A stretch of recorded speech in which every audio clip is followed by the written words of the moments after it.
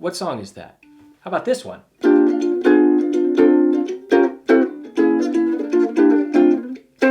Those are two classic introductions created by the great Lyle Ritz, and today I'm going to walk you through how to play 5 of his chord melody swing style intros. Let's get started.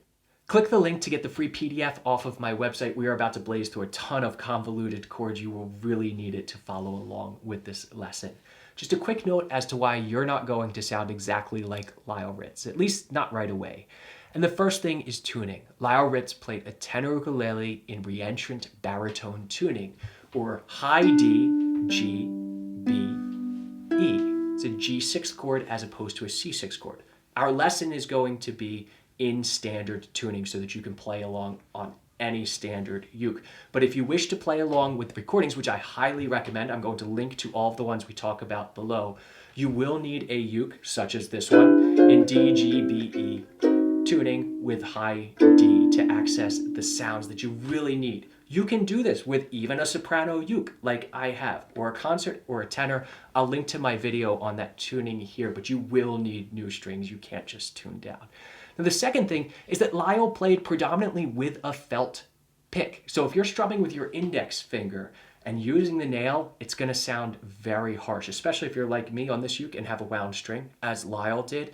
It gets a really harsh sound. So you can use a felt pick, or you can do what I do and will be doing throughout the lesson, which is using the thumb down, the pad of the index up. We want a nice soft sound for this. Now the third thing is also kind of important. You're not Lyle Ritz, neither am I. We all have different instruments, we have different hands. We're never going to sound exactly like someone else, but that doesn't mean that we can't learn a lot from them. So let me swap ukes and let's get going. The first intro that we're learning today is to the 1930 classic popularized by Benny Goodman, Stompin' at the Savoy. Lyle Ritz recorded this a couple times throughout his career, used a different introduction each time. The intro that we're looking at today is off of my favorite of his records, Ukulele Duo, which is a duo record with Ota-san. But what's unique about this one is there's no bass player. It's just the two ukes together, and that lets us really hear clearly what each of them is playing. Our introduction sounds like this.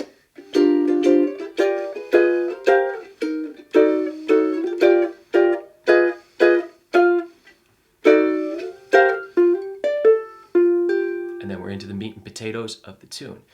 Now the reason this is a great starting point is because it shows us a lot of Lyle's basic tricks and also what an introduction is doing, which is setting up the tune itself and establishing the key. We're in the key of B flat here, which if we're thinking reentrant baritone tuning would be concert F if you play along with the recording.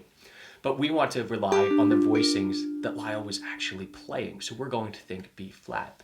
And really there's only 3 chords in this introduction. It's the 1 chord, B flat, I'm playing B flat 6, the 2 chord, C minor 7th, and then we have our 5 chord, an F 7th. We have a little passing diminished in here as well. That's it. We're just going to add some color to that chord. So if we take out all of the moving stuff, the harmony really sounds like this. And then repeats. Goes right back to F. That's really what's happening here harmonically. And then we're going to just do a little walk up, add some color, a melody to this. So we start out on B flat 6, and then we're going to make this a 6-9 chord. We're going to add the C on the 3rd fret. Really it's just a moving melody note. Think of all of this as B flat. Up to our next inversion of B flat 6, 3 5 3 5. And then we're going to go to we can think of as a B diminished 7th chord. This is our passing chord getting us to the 2 chord. But we don't have a bass player, so we don't really know what this diminished chord should be named. So it's 4 5 4 5, but the melody moves up 1, so we end up with actually a minor 7 flat 5 voicing. So we get 4 5 4 6, and then we land in this shape here, 5 7 6 8. We're going to see this one so much today. This is one of Lyle Ritz's most used shapes. Here we're using it as a B flat 6 9, or we could think of it as a C minor 11 here. The cool part about this shape is that it can be used for major, minor, and dominant chords. Any of our 3 main sounds, we can use it for. And that's why it is such a versatile chord voicing. So let's listen to just that first little walk up, the first 5 chords we get.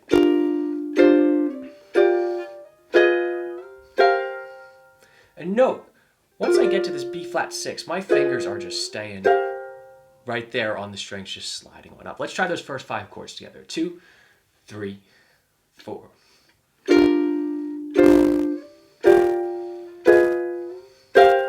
Great. Now we come down to C minor 7th, but our melody note is on the G string now. It's this B flat, so you need to mute your A string. If you can do that with a bar, great. You can also use individual fingers here. It's up to you, but make sure the A string is not ringing out because our melody note is this B flat. We go. That's our melody line, so we need to be able to hear that. So we get C minor 7th to, we said it was F 7th, but our melody is all the way up here on the 5th fret. So we're going to play it out of this diminished shape. We're going to play 2, 3, 2, 5. This is an F13 with a flat 9. Again, just think about it as an F7th chord with some extra spice on it. I'll link to my lesson here on dominant chords so you can start to play around with these different sounds. And then we're just going to bring the pinky down. We can think of this as a B9. It's a tritone substitution for our F chord, or we can think of it as F7, flat 9, flat 13 chord. Again, just think F7th. Life is a lot easier. So our first two parts sound like this.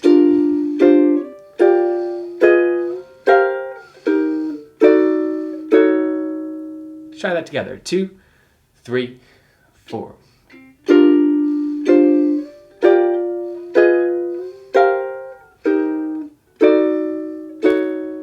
And then we're resolving back to that second B flat 6 voicing, 3, 5, 3, 5, walking up to the diminished with the melody note moving up. And then we're playing octave Fs, the 5th fret of the C string, 8th fret of the A string, mute the other two, nice Wes Montgomery style thing. Something again that we're going to see in some other of these introductions. Lyle liked to play in these octaves. Then we come back down to that F13 flat 9. And the tune starts on the B flat 6, 9 chord. The thing that you need to keep in mind is that basic harmony. Where do all of these chords come from? They're really just our B flat 6 inversions, if you know those. And F7th, if we actually turn that into a diminished chord, 2, 3, 2, 3, everything else kind of comes out of that. And we're just adding a melody and color to it. So let's listen to this whole introduction nice and slow. 2, 3, 4.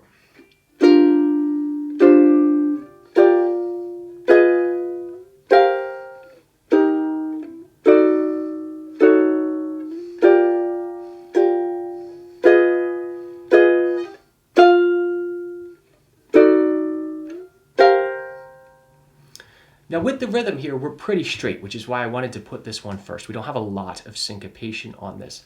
But for the first two measures, Lyle is really swung 8th notes here, which means we hear this.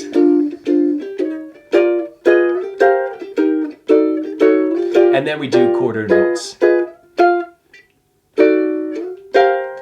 And so what's happening is we're doing left hand muting in here, so we get, so that up strum is muted. So we get that rhythmic drive without hearing. That's not what we want. So our left hand needs to pulse as if we're playing quarter notes. So you can practice this with quarter notes with separation like this to start, and then add in the up strum. And then quarter notes. Right into the tune. Let's look at our next one. Our next introduction is to the Rodgers and Hart tune, Where or When. This is off of another duo record with Otasan, A Night of Ukulele Jazz, live at McCabe's. But this track is just Lyle Ritz playing with a bass player. And our introduction sounds like this.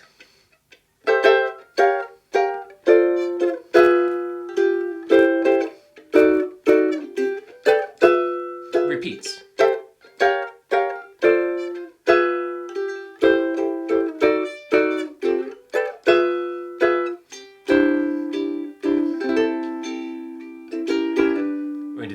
Little melody of this tune.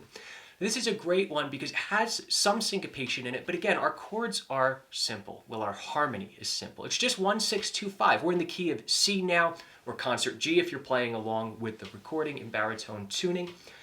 And we're just doing a 1, 6, 2, 5. C, A, D, and G. And we're going to play with that sound. So we're starting out on a C6th chord.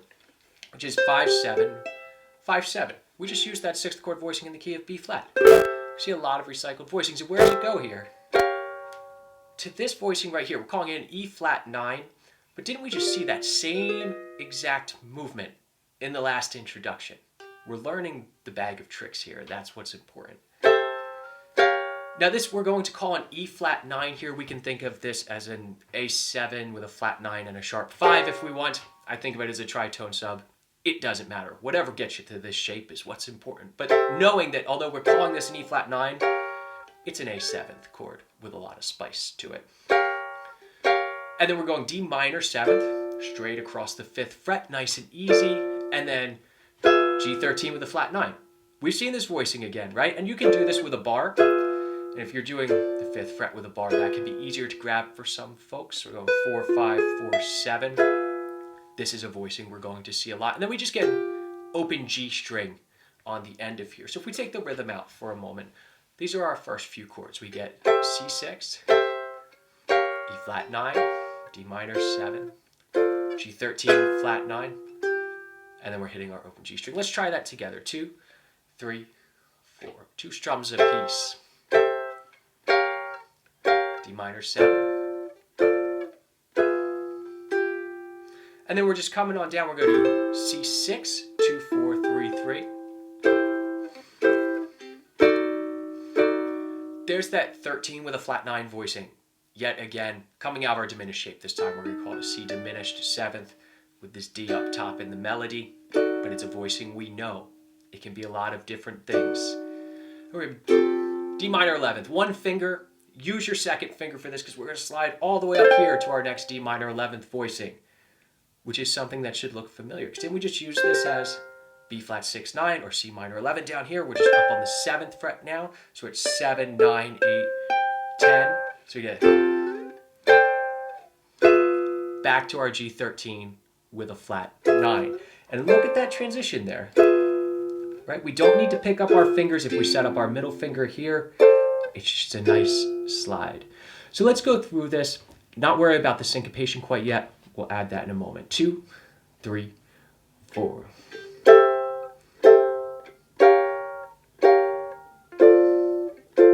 Open G, C6.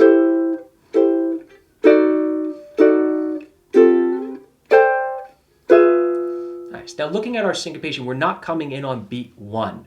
So we're going to think 3, 4, 1, and 2, and 3, 4. All right, so we're coming in on the end of 1. Let's try that. I'm using an upstroke here. You can come up with whatever strum works well for you and what feels comfortable.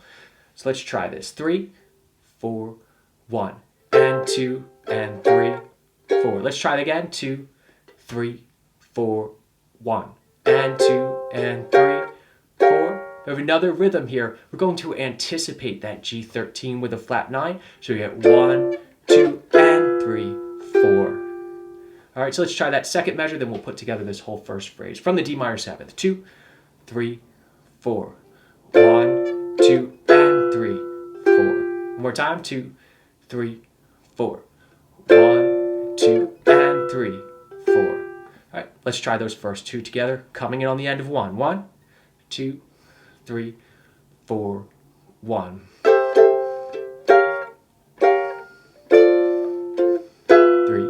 4.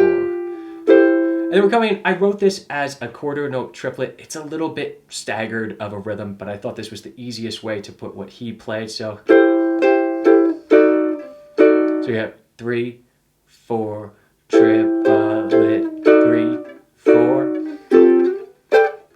And that rhythm in the second measure there is exactly what we played above without the open G. But you need to account for having this big space to travel when you're playing this. You could potentially just play the A elsewhere if you wanted to do a different voicing for this, but it does sound really nice. So our second rhythm sounds like this. 3, 4, triplet, 3, 4, 1, 2, and 3, 4. Let's try it together. 3, 4, triplet, 3, 4, 1, 2, and 3, 4. Let's try this whole introduction nice and slow. Coming in on the end of 1, 2, 3, 4, 1, and 2, and 3, 4, 2, and 3, 4.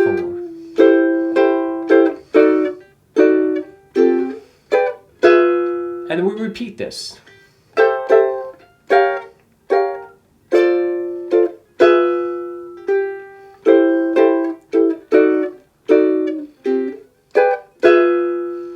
want to do the tune.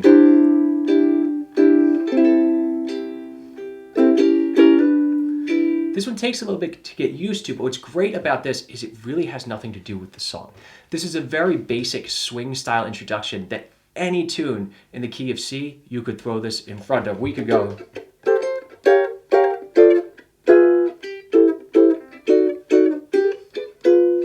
All of me, why not take all of me? Or Paper Moon, or anything that you want. This is a great stock introduction to have in your bag. Now we're going to take a step back in time to 1957 and look at one of Lyle's earliest recordings. This is off of the album How About Uke, and this is the tune How About You.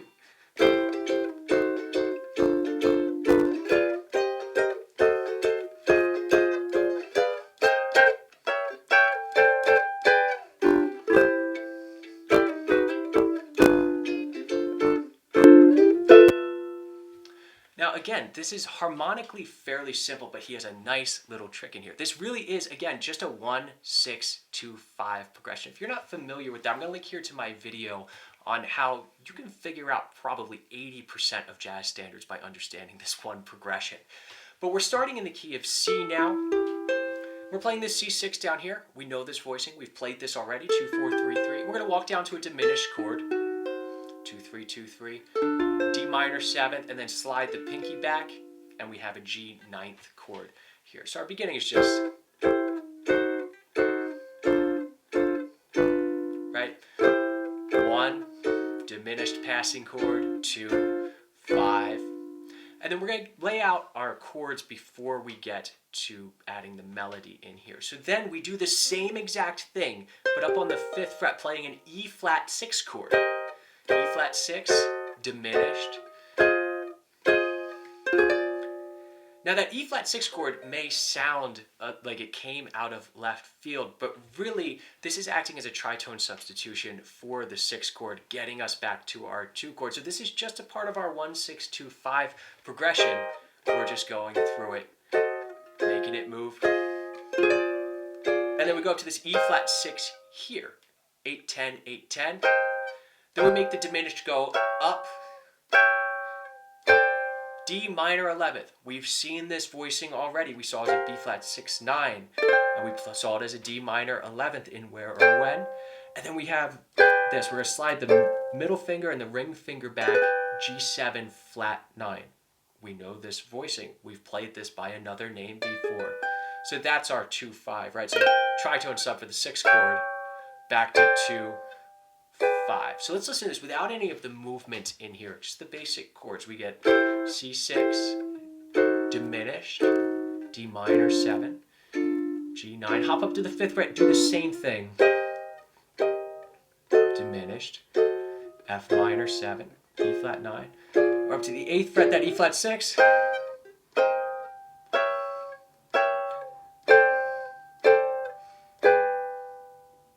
All right, so now we just need to add in our moving melody, get our rhythm in here.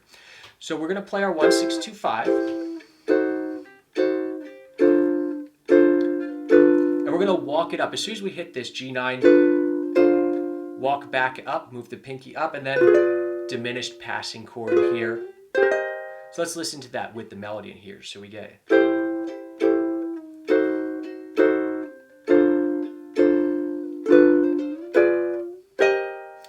And our strum for that first part is really going to be down, up, down. It's 2 8 notes in a quarter. So we get down, up, down, down, up, down. Walk it up. Same thing. In fact, the walk-up's the same. And here's where we change the rhythm just a little bit. So let's look at that second E flat 6 chord. So we're 1 and... That's our rhythm for that bar. 2, 3, 4. 1 and 3, 4. 2, 3, 4. 1 and 3, 4. All right. So let's listen to that syncopation on the second bar. So we get 2, 3, 4. And then we just come down to this G7th here. And you need to mute the A string, which I did not do well that time. So we get, there we go, because our G should be the melody note. So let's hear that from the E flat 6, the second one, walking on up. 3, 4. We're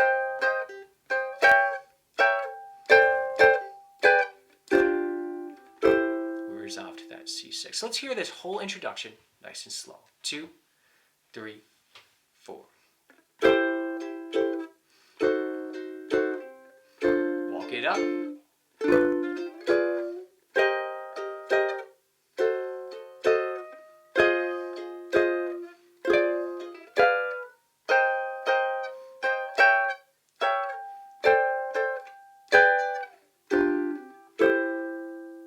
This is a tough one. This syncopation at the end, there's a lot of movement in here.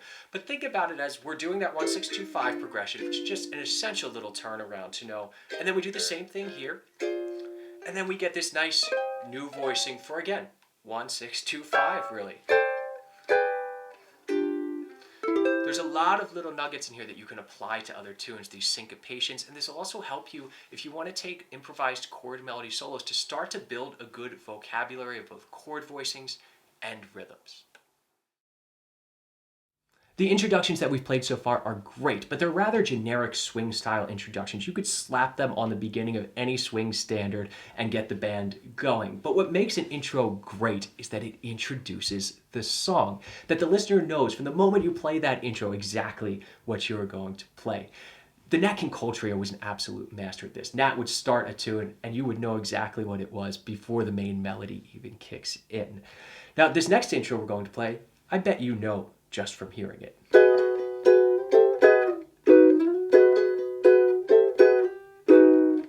That's Tonight You Belong to Me from the movie The Jerk. It's an iconic song. But that introduction was not actually written by Lyle Ritz. That's the piano introduction from the Patience and Prudence version adapted to uke. Now we're going to be playing this out of B position, which you may have played it out of C position before if you've seen it. But in the movie The Jerk, this will allow you to play along in baritone tuning. That's my goal with this lesson. If you have the correct tuning, you should be able to take these intros and play directly with the original recordings so that you can practice. So we're going to be starting on B6, 4-6, 4-6. We know this chord voicing. We've played C6 here to start where or when. It's the same exact thing. We're going to do an eighth note triplet. So we get 3, 4, triplet, 1. Triplet, 2, and 3, 4. That's our rhythm. Now to do this triplet, I do thumb down, index up, thumb down, and then another down for the next eighth note. You could use the thumb roll triple here, but because of that sound of a felt pick, I'd much prefer not to use the nail on this, which creates a bit of an awkward strum. So you'll have to play with this and see how it's best for you to get it out of your instrument. Now we're just going to take that shape and slide it up to a C6 chord and right back. So we get 3, 4. Not so bad. And then we're going to come down to B6, which we already know. We played this C6 voicing here. It's going to drop on down to that, and then we repeat. That's the intro. So we get 3, 4. Repeat. That's all. That's the introduction to Tonight You Belong to Me. Now, the great thing is this is movable. If you watch later videos of Lyle, there's one of him playing with Jim Veloff where he plays it out of C position, so he's actually playing in G. Same exact thing, just moved up a fret. On the Live at McCabe's album, he plays it out of F position, or in the key of C, plays it all the way up here. So you can move this around and play in whatever key you want. Now there's also a little chord fill that happens in between the verses that is based off of this little introduction. I want to show you that too, because what fun is just having one measure of the tune. So we start off with the triplet, and then we go up to our favorite ambiguous voicing. And then we're coming down to this F sharp 13 chord. So we go to our ambiguous voicing and do our triplet here. Bring it on down. This is an E6 chord. And then we walk down here. So we're really playing 3, 4, 4, and then moving melody 6, 5, 4. So we get our triplet on this. So this little chord fill sounds like this from the top. 3, 4.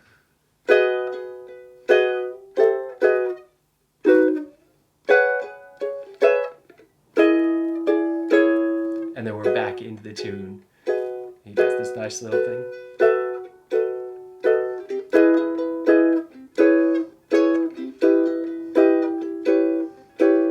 It's a great little tune. If you want me to do a full lesson on the Lyle Ritz chord voicings to that for accompaniment, let me know down in the comments. Let's look at our last one. I have a feeling this might be Lyle Ritz's favorite introduction because he recorded this song numerous times and always used this intro. And to be fair, it's a great introduction. That's the intro to Lulu's Back in Town. We're going to be working off the recording from A Night of Ukulele Jazz. He plays it just about the same on most recordings. It sounds like this.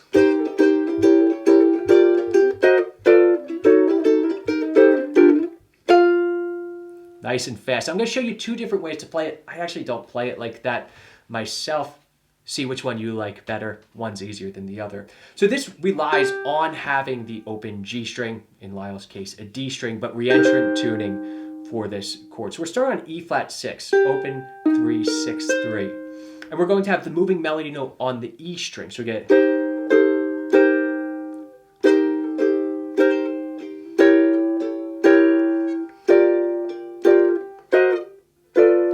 See, we're just coming up. And then a B flat 6, A flat 9, to that G9. And then we have this nice little moving part that we'll look at in a second. But let's try that first bit together, that ascending line, 3, 4.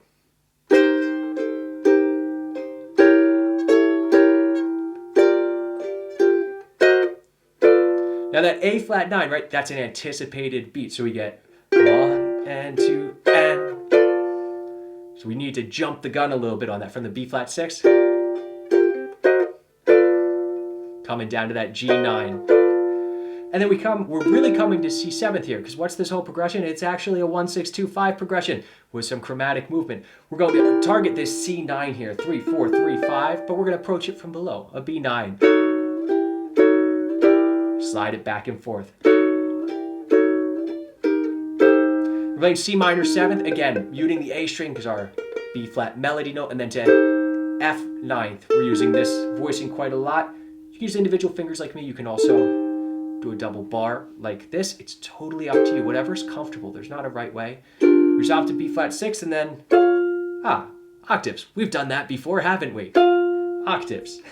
So from the B9 sliding to the C9, we get this.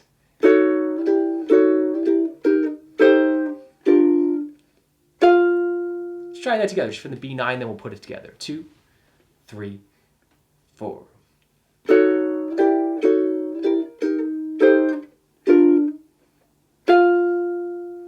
And from the top, 3, 4.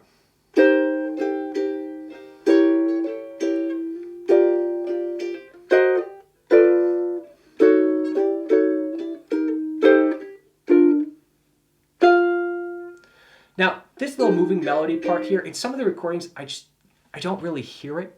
And it doesn't cut through too well on the E string. So a lot of times I'll play the first 4 bars like this. I find it a little bit easier. I don't know that it matters too much, which is playing E flat 6. This will also work if you're on low G, where the other one will sound a little odd because of that ringing out low G. So we play E flat 6, a reentrant tuned uke. It's the same chord voicing. We're just swapping around the notes a little bit. So we have E flat 6,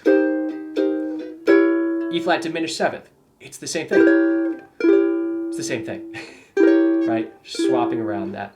So E diminished 7th, and then we go up to B flat 6, which is a voicing we already know, right? It's B flat 6 here, which again, same as this. These are the same exact notes. We just don't have that moving line, and it sounds like this. Rest is the same. So you can experiment with that. This also makes it into a movable pattern that you can use up and down the fingerboard. Since you've stuck around this long, let's look at one more introduction that we can use. The point of me showing you these introductions isn't so that you can play exactly like Lyle Ritz or play his arrangements. It's so that you can start to internalize these ideas and incorporate them into your own playing. These 5 introductions show us what a good swing style introduction sounds like, the rhythms that we can use, the chord voicings that work. If you take some time to truly understand and learn what's going on here, you can start integrating it into your own playing. So for the last exercise, I'm going to show you how to play an introduction that I wrote, and I'm not going to tell you what song it's for. I want you to guess in the comments what tune this is. 3, 4...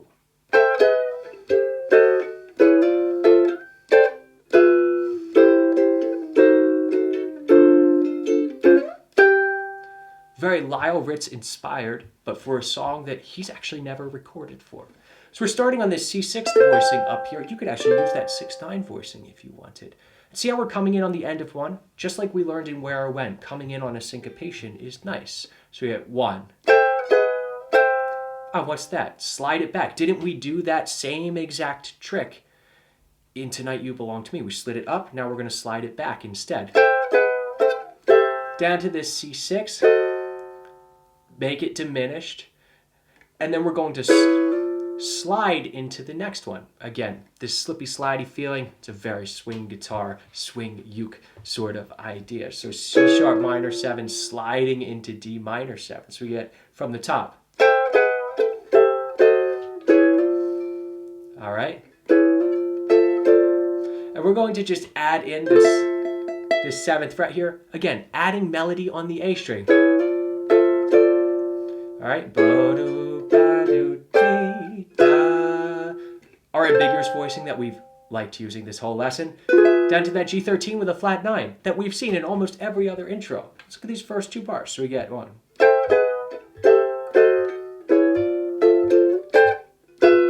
Let's try that much together. 2, 3, 4, 1.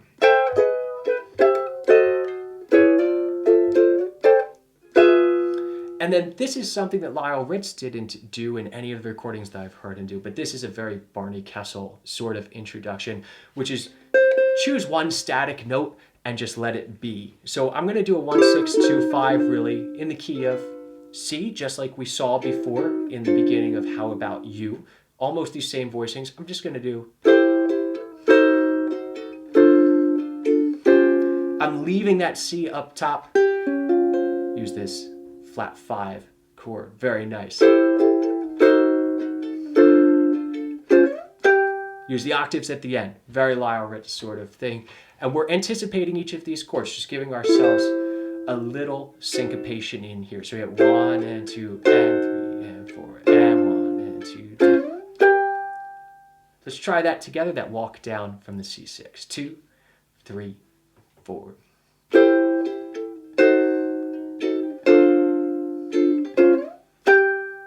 And from the top, see if we can play this whole thing nice and slow. 2, 3, 4, 1.